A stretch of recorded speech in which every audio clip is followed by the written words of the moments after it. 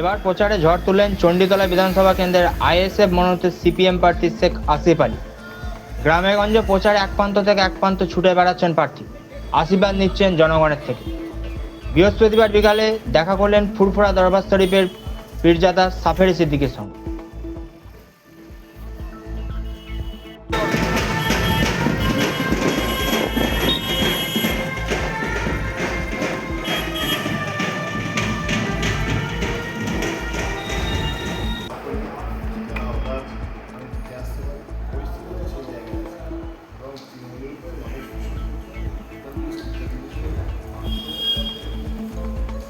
আমরা এখন সরাসরি কথা বলে নেব সাফেরি সিদ্দিকের সঙ্গে।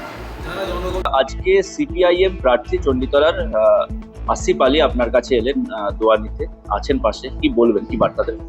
দেখেন, সর্বপ্রথম বলি, আমি দাদা পীরের আওলাদ, আমি একজন পীর পরিবারের সন্তান।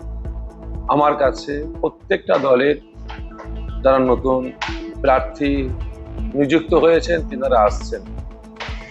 আজকেও তার ব্যতিক্রম না। আজকে আমার আপনার চণ্ডীতলার অন্তর্গত আলিপুরের হাই স্কুলের প্রধান শিক্ষক আমার ভাই আসিফ আলী ভাই আমার কাছে আসলেন।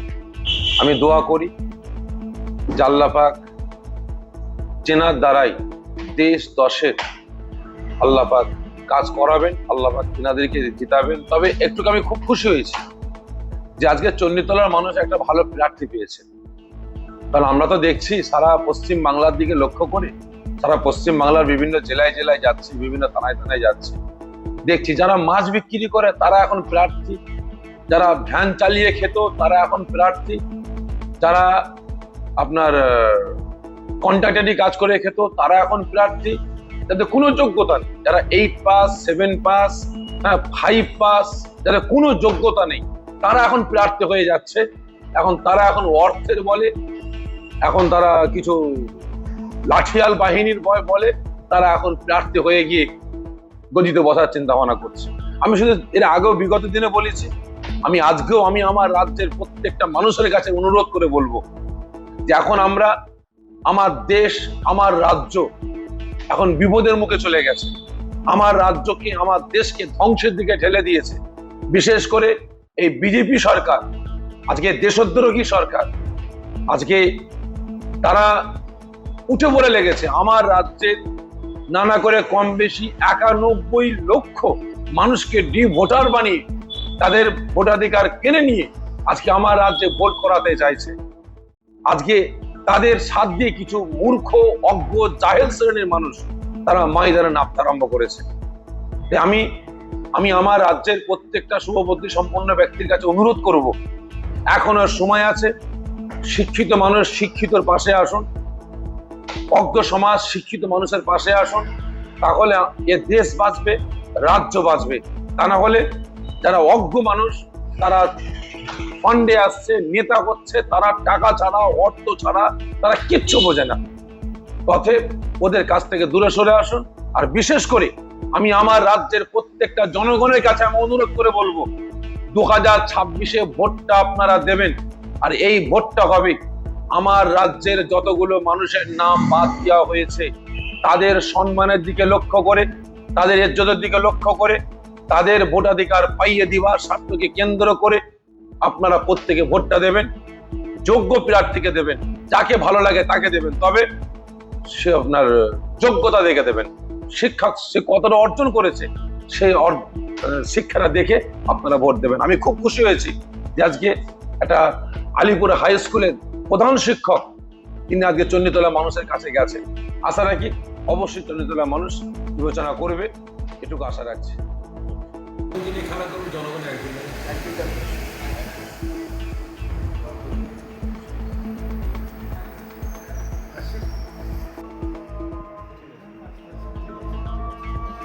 আমরা এখন সরাসরি কথা বলে নেব শেখ আসিফ আলীর সঙ্গে।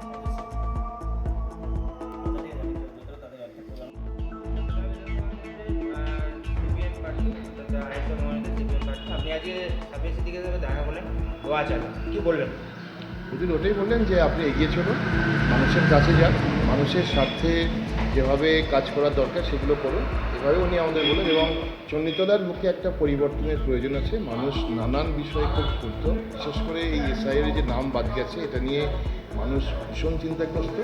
সব মিলিয়ে হুজুর যেটা আমাদের বলছেন যে মানুষের যে প্রয়োজন, মূল যে প্রয়োজন সেইগুলোর পাশে থাকতে হবে, সেই জন্য আপনারা লড়াই করুন, এগিয়ে যান। আর মানুষের কাছে সেটাই উনি বলেছেন এবং উনি খুব খুশি হয়েছেন যে আপনার যে প্রতিপক্ষ রয়েছে সাথী বন্দ্যোপাধ্যায়, সেক্ষেত্রে উনি বিভিন্ন জায়গায় বেড়াচ্ছেন এবং বেড়ালে বিভিন্ন রকম সমস্যার সম্মুখীন হচ্ছেন। তো এই বিষয়ে কী বলবেন? আপনারা যখন যাচ্ছেন কি একই সমস্যা? না, একেবারেই না।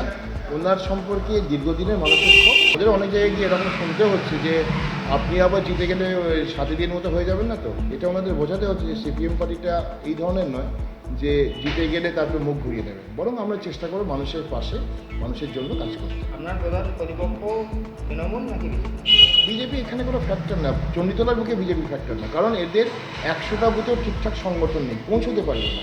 এখানে লড়াই হচ্ছে আমাদের সঙ্গে সাথী বন্দ্যোপাধ্যায় বা টিএমসি। আপনি জয়ের ব্যাপারে কতটা আশাবাদী? 100%। এবং আজকে ফুরফুরে আসার পরে হুজুরদের দোয়া নিচ্ছে এবং সেখানে ওনারা যেভাবে আমাদের গাইড করছেন, বা ওনাদের কাছে সবচেয়ে বড় কথা মাটির খবর থাকে, এলাকার মানুষের খবর। সব মানুষ এখানে আসেন, সবাই ওনাদের শ্রদ্ধা করেন, মনের কথা খুলে বলেন।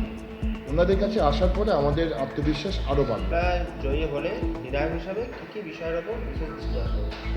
চণ্ডীতলার বিধায়ক হিসেবে মানুষের প্রয়োজন অনেক এবং বিরাট বড় এলাকা।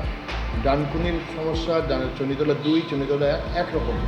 চণ্ডীতলা 1-এ রাস্তা, জল নিকাশি এবং জলের লাইন, মানে নল গেছে তো জল যায়নি, এরকম বহু জায়গা আছে চণ্ডীতলা 1 এবং 2 এলাকায়। এটা একটা বড় সমস্যা। ডানকুনির বুকে প্রধানতম সমস্যা হচ্ছে জল নিকাশি। এই কালকের জলে সব ভেসে গেছে। একটা ডিগ্রি কলেজ, টেকনিক্যাল কলেজ, এগুলো সেকেন্ডারি, কিন্তু প্রাথমিকভাবে মানুষের জীবন জীবিকার জন্য যেটা প্রয়োজন, রাস্তা, পানীয় জল এবং জল নিকাশি, এটা হবে সর্বাধিক প্রায়োরিটি। তৃণমূল সরকার বিভিন্ন রকম লক্ষ্মী ভাণ্ডার থেকে শুরু করে যুবসাথী থেকে শুরু করে বিভিন্ন রকম টাকা পয়সা মানুষকে দেয় এবং সেক্ষেত্রে তৃণমূল বলছে যে এটা একটা বিরাট মানুষের কাছে প্রভাব পড়বে এবং অন্য জায়গায় অন্য যেসব রাজনৈতিক দল রয়েছে তারা হাওয়ায় উড়ে যাবে। এই বিষয়ে কী? সেটা ওদের বলছেন, কিন্তু বাস্তব এটা নয়। লক্ষ্মীর ভাণ্ডার তো সিপিএম এটা তো বন্ধ হবে না, বিজেপি এটা হতে পারে। সিপিএম এর যে কটা ভাতা চলছে সব কটা চলবে, কারণ গরিব মানুষের অধিকার, তাদেরকে একটু সহায়তা করা, এটা আমাদের পার্টিরও অন্যতম উদ্দেশ্য। এই ভাতা বজায় রেখে আমরা যেটা করতে চাইছি, প্রত্যেকটা পরিবারে একটা করে কাজ যেন থাকে, প্রতিটা পরিবারে অন্তত 100 ইউনিট বিদ্যুৎ যেটা ফ্রি পায় এবং পরের 100 ইউনিট বিদ্যুৎ হাফ পয়সা দেওয়া যায়। আমরা এইগুলো নিয়ে মানুষের কাছে যাচ্ছি। তৃণমূলের দেয়ার পালা শেষ এবং সবচেয়ে বড় কথা, আমরা যদি তৃণমূলের চোরগুলোর যে টাকা আছে সেই টাকাটা উদ্ধার করতে পারি, এই টাকা দিয়ে গরিব মানুষের মাঝে আরও অনেক প্রকল্প আমরা নিয়ে যেতে পারি। রাজ্যে বিধানসভায় কতগুলো আসন পেতে পারেন বলে আপনি আশাবাদী? এবারে আমরা রাজ্য বিধানসভায় ক্ষমতায় আসছি। সিপিআইএম, বামফ্রন্ট, আইএসএফ, সিপিআইএমের জোট, এই জোট আগামী দিনে পশ্চিমবঙ্গের ক্ষমতায় আসছে। ধন্যবাদ।